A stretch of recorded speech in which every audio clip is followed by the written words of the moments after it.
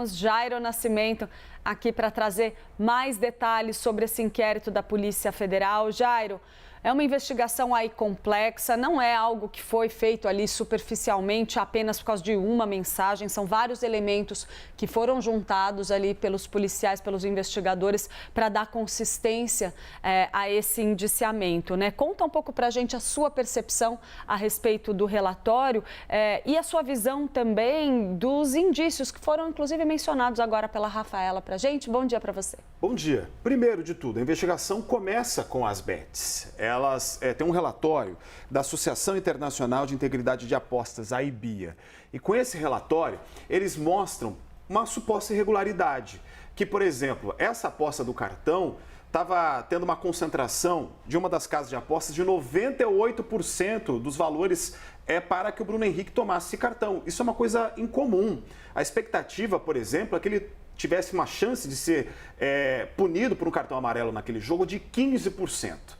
Uma vez as bets com essa desconfiança, eles fazem um alerta e isso vai parar na Polícia Federal, que faz todo esse esquema de investigação em 14 apostas. Vamos dar uma olhadinha, portanto, nos prints que o Eli Jonas Maia trouxe para a gente, inclusive, sobre a investigação, né? Várias coisas chamam a atenção. Olha lá, ô Juninho, você conseguiu transferir o Pix no valor alto da sua conta? Por que eu estou trazendo aqui?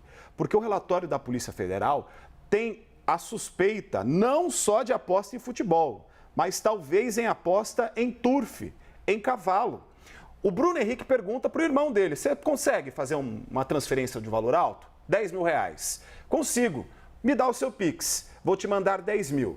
Aí ele até comenta: ó, faz gol que você está no meu cartola, que é um jogo que não tem nada de legal, que é apenas para pontuar. Vamos para o próximo Pix. Por que eu estou falando do esquema de cavalo? Porque depois o irmão, ele comenta o seguinte, ó, é uma parada de cavalo. Ele explica que ele não consegue fazer essa transferência e essa aposta porque os dois têm o mesmo sobrenome.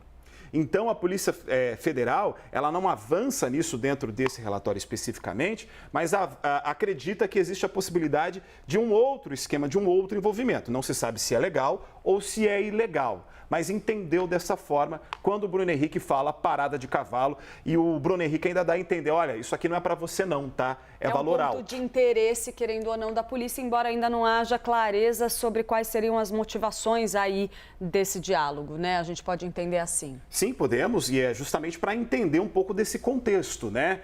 E tem mais outros prints aqui que aí sim a gente consegue entender a relação dos dois com especificamente o jogo do Flamengo e também do Santos. Veja só, ó, que aí eles estão falando especificamente sobre o jogo, né? Tá com 2 de novo, hein? Quando for 3, avisa. É o início dessa conversa que eles têm lá no mês de agosto, lembrando que a partida acontece no mês de novembro de 2023, falando sobre a possibilidade de, no jogo contra o Santos, ele tomar mais um cartão amarelo. E aí nós vamos acompanhando os prints que tem o restante, né? Do suposto combinado entre o irmão e o jogador para que eles pudessem ser beneficiados.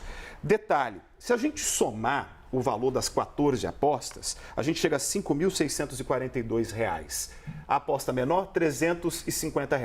A maior, R$ 500. São 14 no somatório. A expectativa de ganhos era de 3 vezes mais, R$ 17 mil. Porque a chance disso acontecer é uma chance baixa. Quando a chance é baixa, a odd, que se fala no mundo das apostas, é maior. A gente tem mais um último print que eu quero trazer aqui, da conversa, que é o seguinte: veja só, essa conversa que é bastante interessante. Essa mensagem grande, quem manda é o Vander, o irmão do Bruno Henrique, relatando depois do jogo, numa conversa depois da partida, em dezembro, que ele está com problemas financeiros. Ele está precisando gastar pelo menos R$ 4 mil para pagar 1.000 de pensão. Ele estava separado da esposa na época, depois eles voltam, e R$ 3 mil de cartão. O Bruno Henrique não dá muita bola, pelo visto ali ele não quer muito emprestar dinheiro para o irmão. Aí nessa ele relembra o caso. Sabe aquela situação da ideia do cartão que você me passou? Eu apostei 3 mil para ganhar 12, só que o dinheiro está retido. Por quê? Quando essas apostas todas saem, as bets desconfiam e tudo é bloqueado. As apostas não são pagas, elas ficam sob análise. E aí depois a gente tem ali um attached, né, um arquivo que foi enviado pelo Bruno Henrique, provavelmente com um comprovante do empréstimo para o irmão. Tem mais um detalhe. A Ludmila Araújo, que é uma das indiciadas, ela é esposa do Vander Nunes, que é o irmão do Bruno Henrique. E numa das mensagens que foram pegas ali pela polícia, ela está conversando com a mãe, reclamando que o marido, à época que eles estavam separados, estava fazendo uma pressão pela senha da Bet, para ele poder retirar o dinheiro daquelas apostas. E ela ficou com medo de que pudesse, numa investigação, ser até presa. Ela relata isso. E para concluir, a gente vê ao longo da investigação, porque a polícia faz um detalhamento nas 14 apostas que são consideradas irregulares, a casa vai literalmente caindo, como a gente fala, né, no mundo policial. A gente vai vendo as reclamações. Olha lá a Ludmila falando, é por conta que está no meu CPF, ela está com o nome disso, né? Usou meu CPF para fazer aquela aposta, daqui a pouco eu vou até presa, são os meus dados, vai para lá. As outras pessoas que são os outros envolvidos, ao entender da polícia, chegam nesse suposto esquema a convite do Vander, e aí um vai espalhando para o outro, fazem a aposta. No momento, um deles relata, gente, é uma adrenalina danada. Reclamam da arbitragem. Esse juiz reclamam do Bruno Henrique. Pô, só foi no último lance. E aí, depois disso tudo, eles vão comentando entre eles. Tô aqui estressado, ele não tá fazendo o que eu mandei. Exato, não tá fazendo o que foi combinado, aquilo que a gente tá muito estressante ver esse jogo assim, sabendo que eu tô ali cometendo um crime para ganhar um dinheirinho. Cito até o nome do árbitro. Se fosse com outro, seria mais fácil. E para fechar, eles depois vão comentando que, olha, realmente o dinheiro está retido, não deu para tirar a aposta, aí ficam reclamando. Mensagens do Bruno Henrique e do irmão foram resgatadas do telefone do Vander. Ele não apagou as mensagens, o Bruno Henrique sim.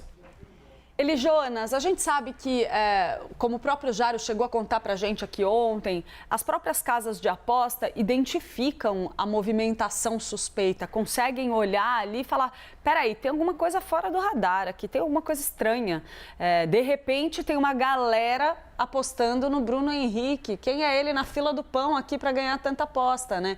Tem um pouco disso que mobilizou, e como o Jairo contou também, você também trouxe para a gente isso exaustivamente ontem, motivou essa investigação por parte dos nossos órgãos competentes. Traz um pouco para a gente o quanto essa movimentação foi de fato suspeita em números.